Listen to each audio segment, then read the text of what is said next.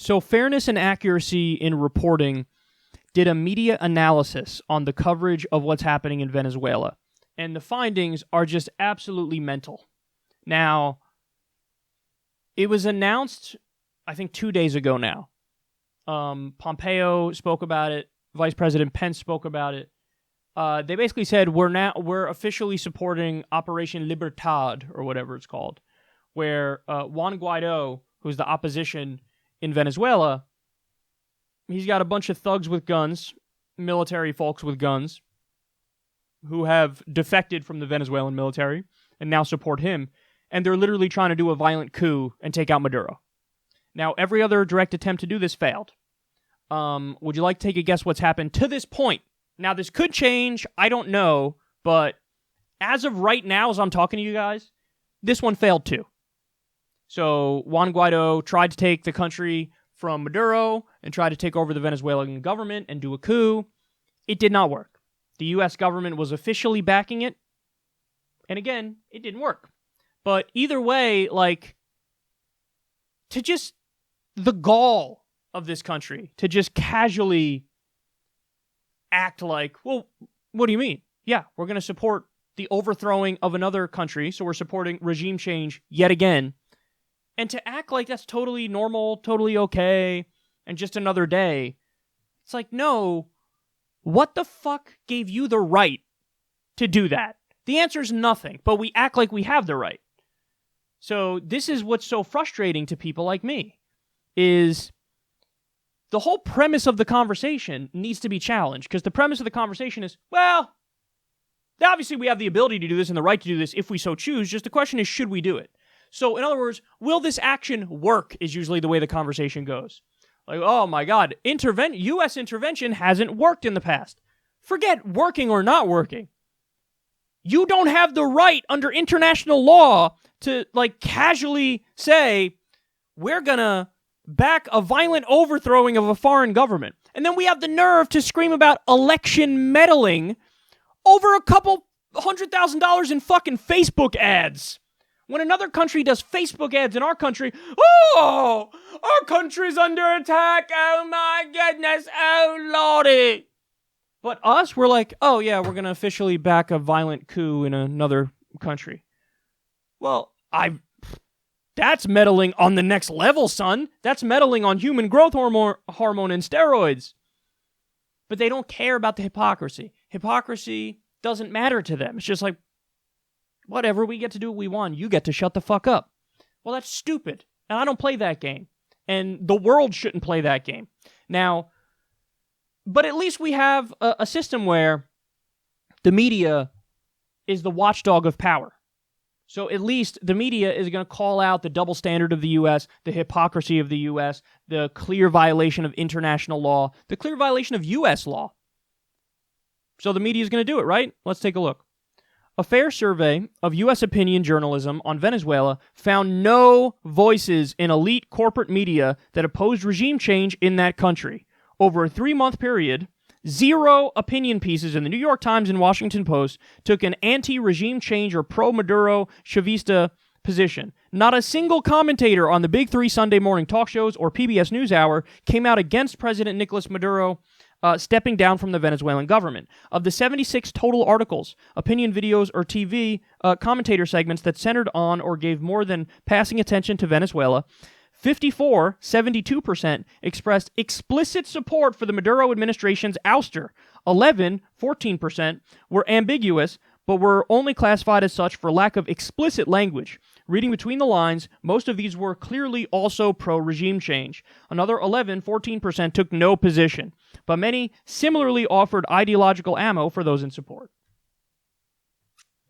So this is the way this works. Chomsky calls it manufacturing consent. What you do is the U.S. government will say to their reporters, because the reporters just want sources, and they have sources from, I have a source from within the CIA. I have a source from within the FBI. I have a source from within the Pentagon. I have a source from within the executive branch of this country's government. Look at me. And what they do is they will tell the reporters exactly what the bullshit line from the U.S. government is. Now, the U.S. government wants regime change in Venezuela. So all of the shit that these people say to the reporters is, oh, that Maduro, oh, he's so terrible, he's so bad, he's so wrong. For reasons of freedom and democracy, liberty and justice, we must support the ouster of this regime. Now, these reporters are so stupid, none of them stop for a second and go, well, hold on now. You're claiming the reason we got to get rid of this guy is because he's a terrible dictator and he's evil, but we support 73% of the world's dictatorships, including probably the biggest terrorist regime on the planet, the Saudi government, that's currently carrying out a genocide as we speak and just killed 37 people for protesting the other day. So how can you're pretending to care about human rights, but you back some of the biggest human rights violators on the planet? There's a disconnect there. Why are you focusing solely on this guy? None of them are smart enough to connect those dots. Or perhaps some of them are smart enough, but they know if they connect those dots, you're done at the Washington Post, you're done at the New York Times. You know, now you're a fringe, kooky person. Ooh. So that's the dynamic here. The U.S. government builds the case for regime change by talking about how evil and bad and terrible this person is. Then the media runs with it as if it's like, just calling balls and strikes. Like, oh, yes, the people are suffering in Venezuela and it's 100% because of the regime. So it's obvious all moral people obviously would want to see this regime taken out of power. Does that sound familiar to you in any way? This is only exactly what happened in the lead up to the Iraq War. Non-stop, the government saying to idiots in the press, oh, Saddam Hussein, oh, he's so evil and bad, oh, we gotta get rid of him. And then the idiots casually ran all the hit pieces, casually ran all the articles. Now, there's of course a grain of truth in how bad these governments are, but we're not actually concerned about their human rights abuses. In fact, in the case of Saddam, when he was doing his worst human rights abuses against the Kurds, we were arming him and backing him. So it's not about human rights. Stop pretending it is about human rights. John Bolton even bothered to say the reality on Fox Business Network when he just came out and said, yeah, this is about oil. This is about oil. Venezuela has tremendous oil reserves. We want to get our hands on it. This is an important issue for Western capital. So, yeah, we're going to build a case for regime change, and we're going to try to fucking take him out, and that's exactly what's happening right now. So just know that that's the reality of it. And in a world that made sense, with the media that was good, at least 50% of the coverage would be, let me tell you the real reason why we want to topple Maduro. Let me tell you the real reason why we're suddenly concerned about the human rights of Venezuelans.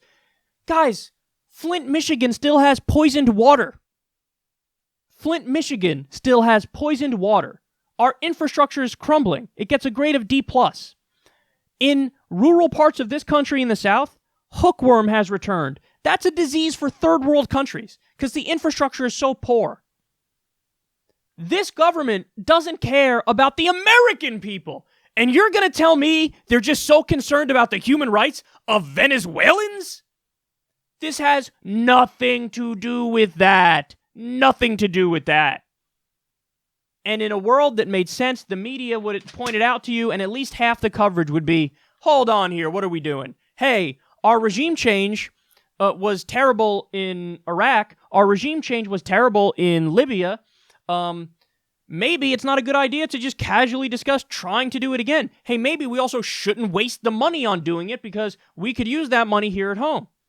Hey, maybe as a matter of principle, we shouldn't just willy-nilly violate international law like we're currently doing. Hey, wait a minute, didn't Donald Trump say on the campaign trail half the time talking about foreign policy, we're going to stop doing these regime change wars, and all of a sudden he's backing a regime change coup? Like, in a world that made sense, the media would at least present this side 50% of the time, and they don't. And I always find it hilarious, you have the right-wingers cry and bitch and moan, liberal bias in the media, liberal bias, why can't you give us an equal voice, liberal bias? Meanwhile, the people who really should be bitching are the left.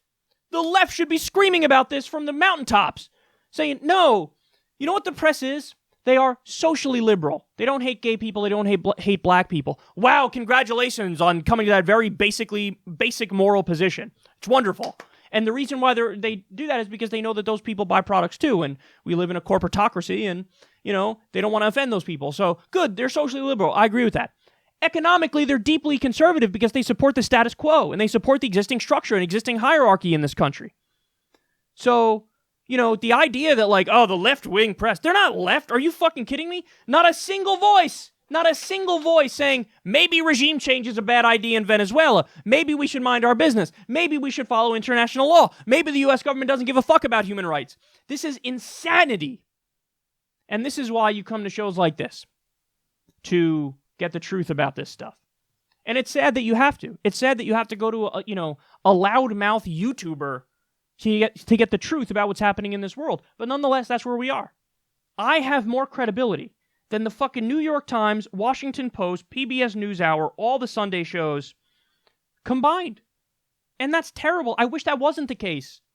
Because I make dick jokes half the time, and I fucking make fart noises with my mouth, and I fuck around. Me and Corin were just talking about shitting on the podcast the other day.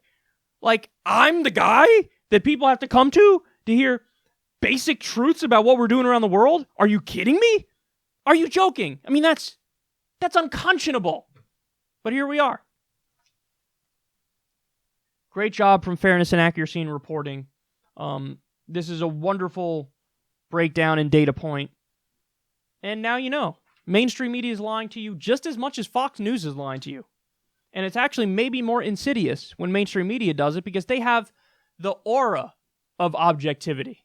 They have the aura of, we're so serious, bro. We're the paper of record. We're the New York Times. Now, anyway, let's support the U.S. government as they do more illegal invasions and back illegal regime change coups.